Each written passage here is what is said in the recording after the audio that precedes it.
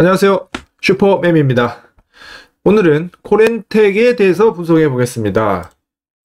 자, 먼저 차트를 보시면 8,000원대에서 거의 19,000원, 22,500원까지 거의 2배 가까운 주가 상승을 보여줬습니다. 현재 주가는 18,000원대이고요. 이 주식이 앞으로 더 올라갈 수 있을 것인지, 그리고 앞으로의 실적 개선, 앞으로의 방향성은 어떻게 될 건지 자세히 한번 보겠습니다. 자, 코렌텍이고요. 시가총액은 2,162억 정도의 수준에 놓여져 있습니다. 자, 히스토리컬 실적을 보겠습니다.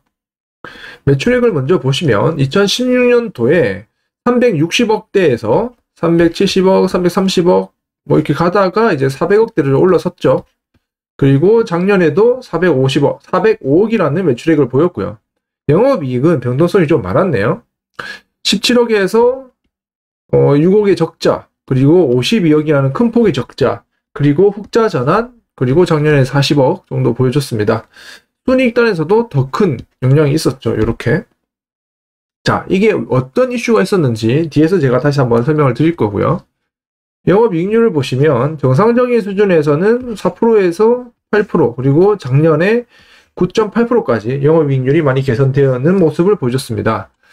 밸류에이션 보시면 이게 실적이 적자 났던 회사였기 때문에 밸류에이션이 그렇게 의미는 없는데 295배, 그리고 23배, 124배 변동성이 상당히 많았다.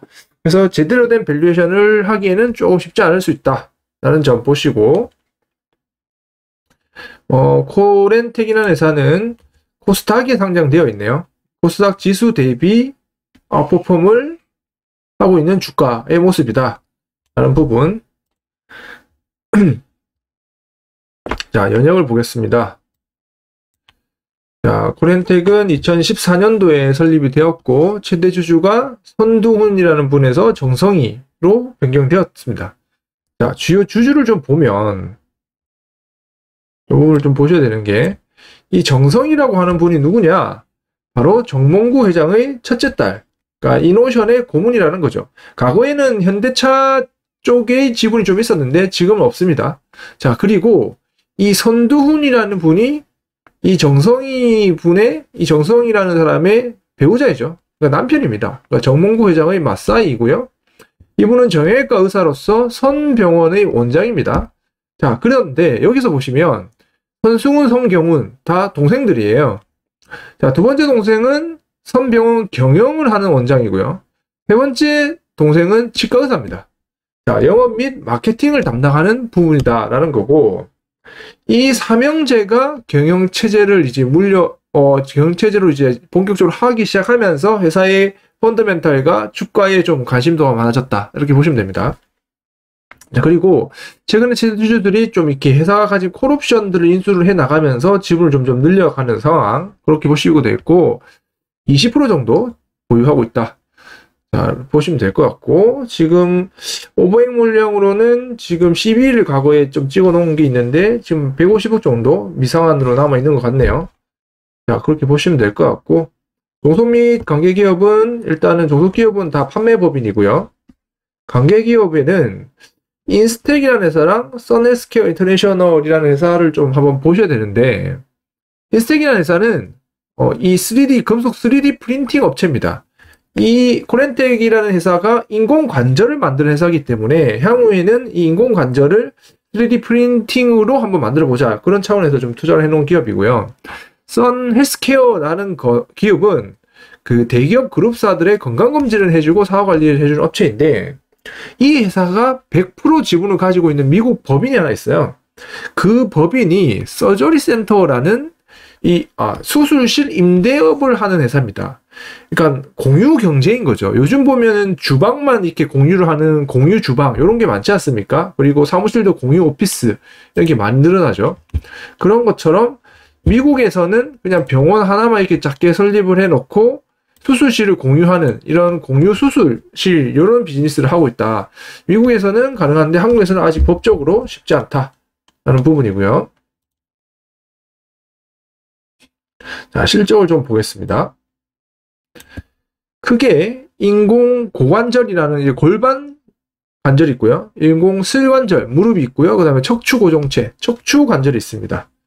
실적을 보시면, 자, 아까 앞에서 설명드린 것처럼 2017년도에 영업이익이 적자가 났고 18년도에 적자, 그리고 순이익단에서는 더 큰 규모의 적자가 났어요. 이때 무슨 이슈가 있었냐? 자, 여기 보시는 것처럼 2018년도에 회계감사 한정 의견을 받았어요. 8년 동안 안진회계법인에서 감사를 했는데 이제 마지막 8년차 되는 시점에 안진회계법인에서 이 아이템별로 전부 다 재고를 실사 파악을 해서 잘못된 것들은 부실한 거는 다 떨어라 라고 이제 하면서 그 부분을 전수조사를 하기 시작했다는 겁니다. 그래서 재고자산, 근데 그동안 8년 동안 이게 재고자산을 정확하게 막 아이템별로 다 세세하게 다 판단하기가 쉽지 않거든요. 너무나 많은 부속품들이 있고 아이템이 있기 때문에. 근데 그거를 이제 대응하다 보니까 영업을 못했던 겁니다. 그래서 지금 17년 대비 18년도에 매출액이 빠졌죠. 매출액이 오히려 11% 정도 역성장하는 모습을 보여줬고, 그 부분에서 이제 제대로 파악이 안 된 부분들은 다 손실로 떨어버리니까 이제 그 18년도 영업이익 적자 순이익단에서도 이 재고자산 손실 처리를 하면서 큰 폭의 적자가 나왔다는 거죠. 이게 18년 1년치만 된 게 아니라 17년치 것까지도 다 다시 해서 이제 영향을 미쳤다. 그래서 17년, 18년 실적이 많이 좀 빠졌다라는 부분이고요. 자, 그리고 2020년도 4분기에 보면 영업이익은 18억으로 영업이익률 14%로 좋았는데 순이익단에서 또 적자가 났죠. 이때 무슨 이슈가 있었냐? 2020년도에 CB를 발행을 했는데 그 CB가 주가가 상승하면서 전환 가액이 이제 전환 가액만큼 이제 손실로 잡게 되는 겁니다. 이 손실에 따른 전환 가액이 이제 늘어나면서 그 부분에 대한 법인세가 이제 10억 정도 발생을 했고요. 거기 그 외에도 이제 환평가 손으로 10억 정도 발생을 하면서 일회성으로 좀 이제 비용이 발생하게 되었다는 부분이고, 자, 그리고 지금 올해 연간 가이던스를 좀 보면 회사는 전년 대비 매출 한 20% 성장에 영업이익률 한 10% 정도 예상을 하고 있어요. 이 부분을 좀 제가 좀 이렇게 반영해서 좀 이렇게 추정치를 좀 추정을 한번 해봤고, 1분기 실적을 보면 지금 무릎 제품이 상당히 지금 이게 슬관절이죠. 무릎 제품이 상당히 지금 고성장하고 있는 모습을 보여주고 있고, 코로나 때문에 판매가 좀 지연되었던 게 올해 1분기 들어서 수요가 확 늘어나고 있다. 상당히 좀 1분기 실적이 좀 기대되는 부분입니다. 그래서 이 부분은 좀 의미가 있다라는 거. 그래서 1분기 실적을 한번 제대로 한번 체크해보자 라는 부분. 자, 그리고 아시겠지만 고관절, 슬관절 다 수술이기 때문에 주로 겨울철에 또는 방학철에 많이 수술을 하죠. 그래서 4분기가 성수기다 라는 점. 자, 사업 부분 하나하나 이제 설명드려 보겠습니다. 자, 지금 일단 그 사업 부분을 들어가기 전에 인공관절 시장에 대해서만 간략하게 설명드릴게요. 인공관절 시장은 지금 이 회사가 하고 있는 이 힙이라는 부분이 이제 고관절이죠. 예. 고관절 시장은 한 글로벌리 한 9.3조 정도 되고 있고요. 다음에 슬관절 시장은 한 11조 정도 되고 있습니다. 그런데 이 고관절, 슬관절 공이 다 메이저 3사, 이게 짐머, 스트라이커, 듀퓨신데스 전부 다 미국 회사예요. 그리고 SNS 이 부분이 이제 스미스 앤 네퓨인데 이 회사가 영국 회사고, 그래서 미국이 이미 60% 이상을 가지고 가고 있어요. 고관절이든 슬관절이든 60% 이상 가지고 가고 있죠. 이 부분이 상당히 좀 미국이 엄청나게 압도적으로 장악하고 있는 시장이다. 이 시장에서 코렌텍은 영업을 지금 사업을 하고 있는데, 자, 고관절 시장을 좀 더 설명을 드리면, 지금 고관절은 일단은 원인 모를 무혈성 괴사 또는 사고로 인한 수술 등으로 이제 좀 많이 하고 있는데, 무혈성 괴사는 음주를 많이 하는 사람들에게 좀 발병률이 높다고 합니다. 자, 그리고 고관절이 부러지거나 문제가 생기면 무조건 수술을 해야 됩니다. 상당히 이제 위험한 부위이기 때문에 안 하면 생명과 좀 이제 직결되는 그런 부분이기 때문에 이거는 선진국이나 후진국이든 일단은 다 수술을 한다라는 부분이죠. 자, 국내 MS가 지금 코렌텍이 2020년 기준으로 28% 차지하고 있어요. 요거 보죠. 28% 정도 차지하고 있는데, 네. 이 부분이 상당히 의미 있는 게, 아까 앞서 보여드린 시장에서 이 미국 3사가 거의 MS 60%, 전 세계 60%를 가지고 가고 있는데, 유일하게 전 세계에서 자국 브랜드가 MS 1위 하는 유일한 나라가 바로 이 대한민국이에요. 코리안텍이 바로 그 1위를 하고 있다라는 부분이죠. 글로벌 메이저를 다 제치고 국내에서 1위 하는 이유는 일단 아까 앞서 보여드린 것처럼 대표이사가 정형외과 의사이고 이분이 의사들과 관계를 형성을 상당히 잘하고 있다는 겁니다. 두 번째는 국내 회사이기 때문에 그 의사들이 나 수술할 때 이런 부분 저런 부분 이 장비가 이런 인공관절이 이랬으면 좋겠다 저랬으면 좋겠다 그들의 니즈를 빠르게 파악하고 반영을 해서 계속해서 제품을 개발을 한다는 거죠. 대표적으로 치아 임플란트 같은 경우도 마찬가지예요. 한국에서 오스템 임플란트가 한국에서 1위죠. 근데 글로벌리 마찬가지로 진모, 스트라이커 이런 회사들이 글로벌리 치아 임플란트에서도 압도적인 1, 2위를 가지고 하고 있는데 국내에서는 오스템 임플란트가 1위라는 거죠. 똑같은 방식입니다. 그 의사들의 니즈를 빨리 반영을 해줬다는 부분, 이 부분이 상당히 좀 의미가 있다는 거고요.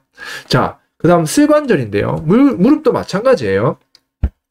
무릎은 앞서 말씀드린 이 메이저 3사가 지금 뭐 1, 2, 3위를 다 차지하고 있죠. 그런데 코렌텍은 지금 현재 10% 정도 수준을 가지고 있어요.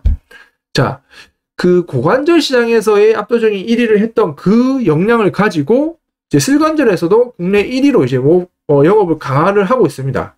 이 부분이 좀 슬관절 시장에서 최근에 빠르게 좀 성장을 하고 있다라는 부분이고, 두 번째는 슬관절 그 수술 시장에서의 규모가 상당히 빠르게 커지고 있는데 그 이유가 고령화와 비만 등이 많아지면서 무릎 관절에 대한 소모가 많아진다는 거죠. 그러면서 수술을 많이 하게 된다는 거고, 두 번째는 이 소득 수준과의 관계가 상당히 많습니다. 후진국 같은 경우는 무릎이 아파도 그냥 뭐 이렇게 경제적 여유가 없다 보니까 수술을 안 하고 그냥 이렇게 참고 견디고, 나이 드신 분들이 좀 약간 뭐 힘드신 부분들이 있겠지만 수술을 덜 한다는 거죠. 그런데 선진국으로 갈수록 경제적인 여유가 있을수록 무릎 수술에 대한 니즈가 올라간다는 거죠.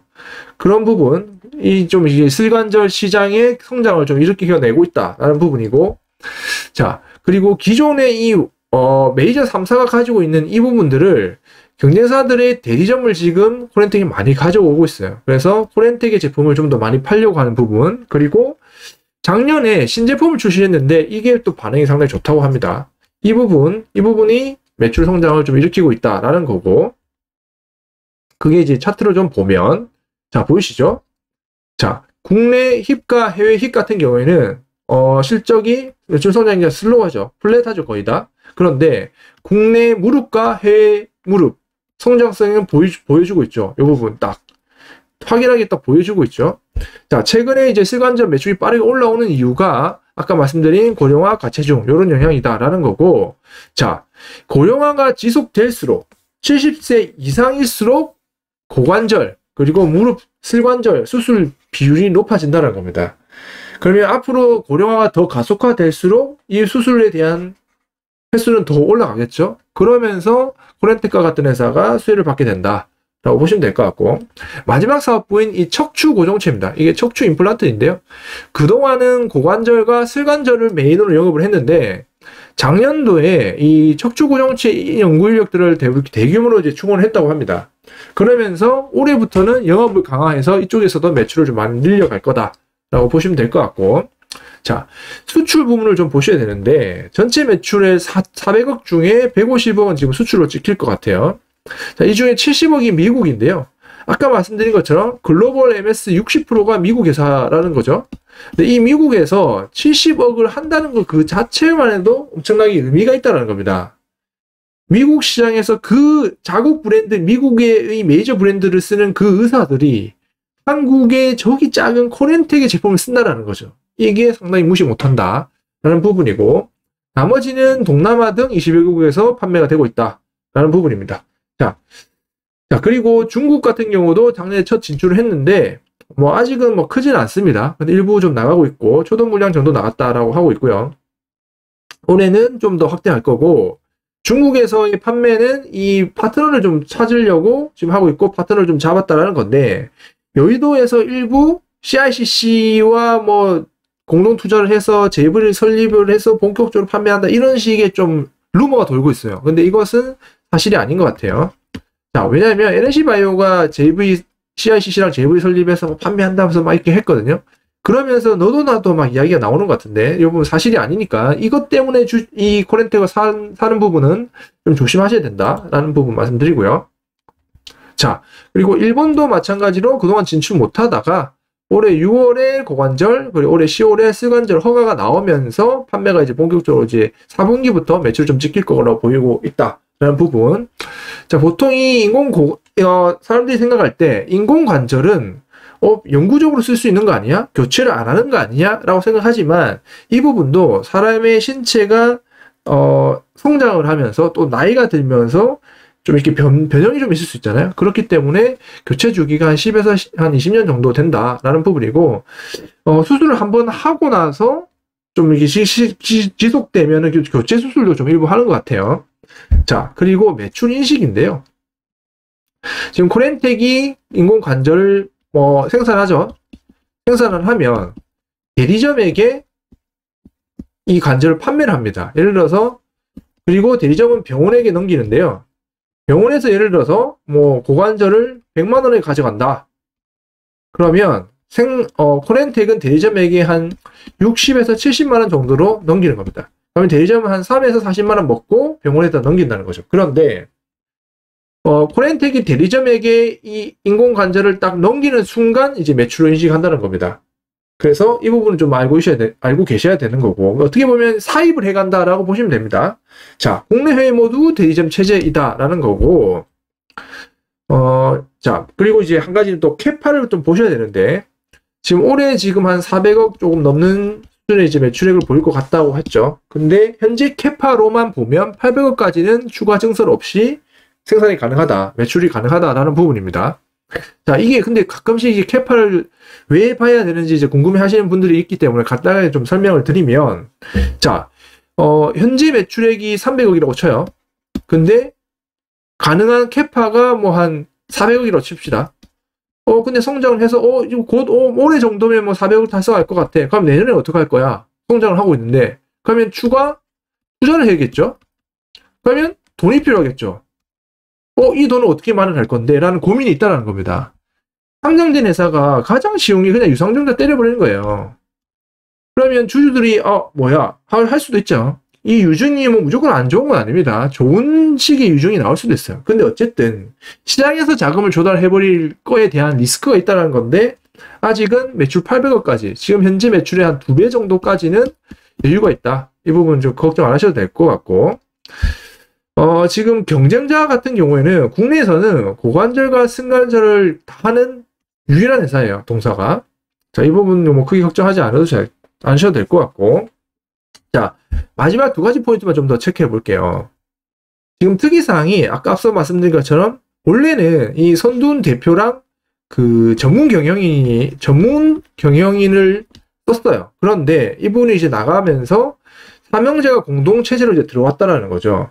삼형제가 경영도 하고, 그다음에 마케팅도 하고, 그러니까 제대로 된 이제 회사를 좀 꾸려 나가고 있다라는 부분. 그러면서 펀더멘탈, 작년에 이미 실적이 좋아졌죠.